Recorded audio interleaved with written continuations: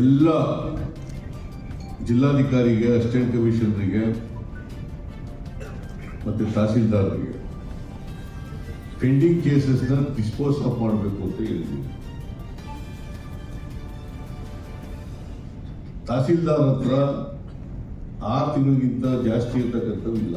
Assistant commission DC ಹತ್ರ 6 ತಿಂಗಳಿಗಿಂತ ಜಾಸ್ತಿ ಆಗಿರ್ತಕ್ಕಂಥ ಮೊಕದ್ದಮೆಗಳಿಲ್ಲ. ಆದರೆ ಅಸಿಸ್ಟೆಂಟ್ ಕಮಿಷನರ್ ಹತ್ರ 3,995 ಕೇಸ್ಗಳು ಬಾಕಿ ಇದ್ದಾವೆ. ಅದು ಇಂದಿನ ಅಸಿಸ್ಟೆಂಟ್ ಕಮಿಷನರ್ ಬಿಟ್ಬಿಟ್ಟು ಹೋಗಿರ್ತಕ್ಕಂಥದ್ದು ಕೋವಿಡ್ ಟೈಮಲ್ಲಿ ಜಾಸ್ತಿ ಆಗಿಬಿಟ್ಟಿದ್ದಾವೆ. ಸೊ ಹಾಗಾಗಿ ಅದನ್ನು ಒಂದು ಡ್ರೈವ್ ಮಾಡಿ ಮುಗಿಸ್ಬೇಕು ಅಂತ ಸೂಚನೆ ಕೊಟ್ಟಿದ್ದೀನಿ. ಮತ್ತೆ ಹೆಚ್ಚಾಗಿ ಈ ಡಿಸ್ಪ್ಯೂಟ್ಗಳು ಪ್ರಾರಂಭ ಆಗೋದು ಯಾಕಪ್ಪ ಅಂತಂದ್ರೆ, ಖಾತೆ ಮಾಡದೇ ಇರೋದು, ಸರ್ವೆ ಮಾಡದೇ ಇರೋದು, ಕೋಡಿ ಮಾಡದೇ ಇರೋದು, ಔಷಧಿ ಖಾತೆ ಮಾಡದೇ ಇರೋದು, ಇಂಥ ಕೇಸ್ಗಳಲ್ಲಿ ಹೆಚ್ಚು ಡಿಸ್ಪ್ಯೂಟ್ಗಳು ಶುರುವಾಗಿ ತಹಸೀಲ್ದಾರ್ ಕೋರ್ಟ್ ಮುಂದೆ, ಅಸಿಸ್ಟೆಂಟ್ ಕಮಿಷನರ್ ಕೋರ್ಟ್ ಮುಂದೆ, DC ಕೋರ್ಟ್ ಮುಂದೆ ಬರ್ತದೆ.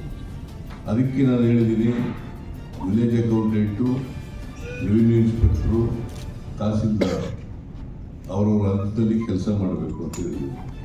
ಜೊತೆಗೆ ಬಹಳ ಮುಖ್ಯವಾಗಿ ಜನಗಳ ಕೈಗೆ ಅಧಿಕಾರಿಗಳು ಸಿಗ್ತಾ ಇಲ್ಲ. ಅಧಿಕಾರಿಗಳು ಎಲ್ಲೆಲ್ಲಿ ಅವರು ಕೇಂದ್ರ ಸ್ಥಾನಗಳಿದ್ದಾವೆ ಆ ಕೇಂದ್ರ ಸ್ಥಾನಗಳಲ್ಲಿ ವಾಸ ಮಾಡಬೇಕು.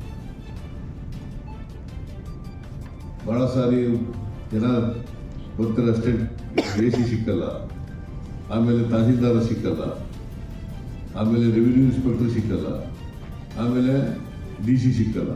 ಅದಕ್ಕೆ ಒಂದು ಇಂಥ ಟೈಮ್ನಲ್ಲಿ ಇಂಥ ದಿನ ಸಿಗ್ತೀವಿ ಅಂತ ಅವ್ರಿಗೆ ಜನಗಳಿಗೆ ಮನವರಿಕೆ ಮಾಡಿಕೊಡ್ತಕ್ಕಂಥ ಕೆಲಸ ಮಾಡಬೇಕು.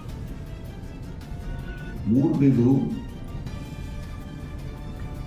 ತಾಲೂಕಾ ವೈಸ್ ಎಷ್ಟು ಸರ್ಕಾರಿ ಜಮೀನುಗಳಿದ್ದಾವೆ, ಎಷ್ಟು ಒತ್ತುವರಿಗಳಾಗಿದ್ದಾವೆ, ಎಷ್ಟು ಒತ್ತುವರಿನ ಬಿಡಿಸಿದೆ, ಎಷ್ಟು ಒತ್ತುವರಿ ಬಿಡಿಸೋಕ್ಕಾಗಿಲ್ಲ, ಅದು ಎಲ್ಲ ಡಿಸ್ಪ್ಲೇ ಮಾಡಬೇಕು ಅಂತ ಹೇಳಿದ್ದೀವಿ ತಹಸೀಲ್ದಾರರು. ಯಾಕೆಂತಂದರೆ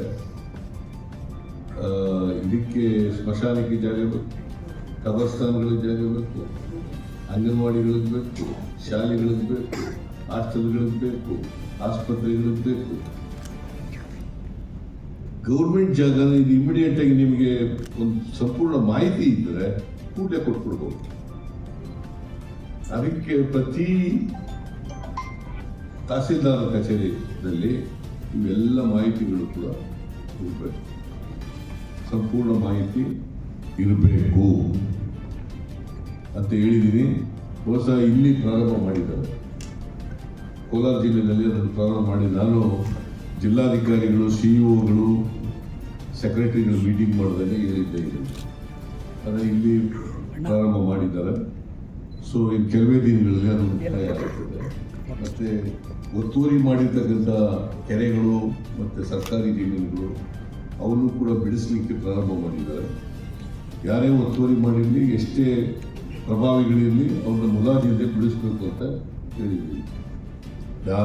ಯಾರಾದರೂ ಕೂಡ ಸರ್ಕಾರಿ ಜಮೀನನ್ನು, ಸರ್ಕಾರಿ ಕೆರೆಗಳನ್ನು ಒತ್ತುವರಿ ಮಾಡಿಕೊಂಡಿದ್ರೆ ಅವುಗಳನ್ನು ಬಿಡಿಸ್ಬೇಕು. ಅವು ಸರ್ಕಾರದಲ್ಲಿ ಆಸ್ತಿಗಳಾಗಿ ಉಳಿಯಬೇಕು ಅಂತ ಹೇಳಿದ್ವಿ. ಅರಣ್ಯ ಇಲಾಖೆ ಬಗ್ಗೆನೂ ಮಾತಾಡಿದ್ದೀನಿ. ಜಂಟಿ ಈಗ ನಮ್ಮ ಇವರು MP ಅವರೊಂದು ರೈಸ್ ಮಾಡಿದ್ರು.